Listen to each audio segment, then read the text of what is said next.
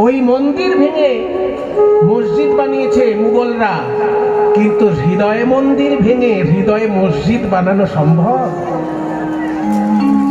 হৃদয় মন্দির কোনোদিন ভাঙতে পারেনি তারা ভারতবর্ষে। সেই জন্য পাথরের মন্দির গুঁড়িয়ে দিলেও এই হৃদয় মন্দিরে যিনি রামচন্দ্রকে উপাসনা করেছেন তিনি রামেরই ভক্ত, যিনি কৃষ্ণচন্দ্রকে উপাসনা করেছেন জন্মস্থানে গিয়ে। চৈতন্য মহাপ্রভু যেখানে মন্দির দেখেছেন আমরা সেখানে গিয়ে মসজিদ দেখি। আপনারা জানেন তো মথুরায় শ্রীকৃষ্ণ জন্মস্থান, মহাপ্রভু ওখানে মসজিদ দেখেননি, মহাপ্রভু ওখানে মন্দিরই দেখেছেন। এবং মন্দিরটির নাম ছিল আদি কেশব মন্দির।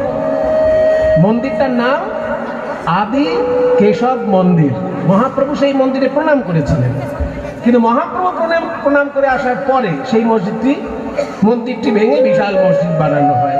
এখন আপনারা জন্মস্থানে গেলে, কৃষ্ণের জন্মস্থানে গেলে শ্রীকৃষ্ণ জন্মস্থানের মন্দিরের একদম গায়ে লাগোয়া যে বিশাল মসজিদ দেখেন, ওই মসজিদ কৃষ্ণের জন্মস্থানের উপর তৈরি করা হয়েছিল চৈতন্যদেব যাবার পরে। চৈতন্যদেব গিয়ে ওই মসজিদ দেখেননি, কিন্তু আমাদের গিয়ে ওই মসজিদ দেখতে হয়। দুর্ভাগ্য। এগুলো ভারতবর্ষের ইতিহাসের কলঙ্কিত অধ্যায়। যারা ভদ্রস্থ, যারা শিক্ষিত মানুষ, তারা এইসব কলঙ্কিত অধ্যায়ের জন্য লজ্জাবোধ করে।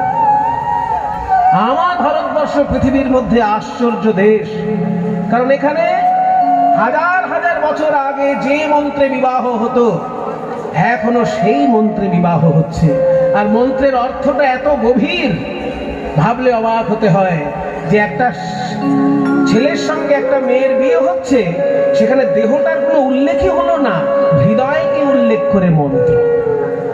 তার মানে দেহটাকে মাধ্যম করে যেন হৃদয়ের সম্পর্ক ঘটে, সেই জন্য বিবাহ বন্ধন।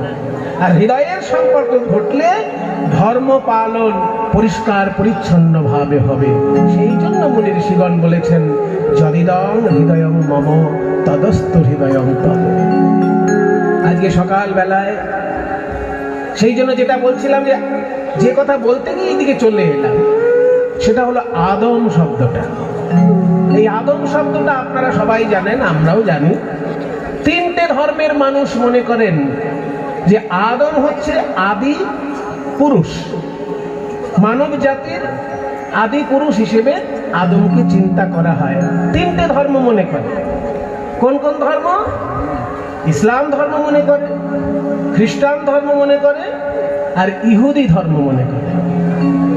ইহুদি ধর্ম থেকেই খ্রিস্টান ধর্ম উৎপন্ন, আর ইহুদি খ্রিস্টানের পরেই ইসলাম ধর্ম ওই এলাকা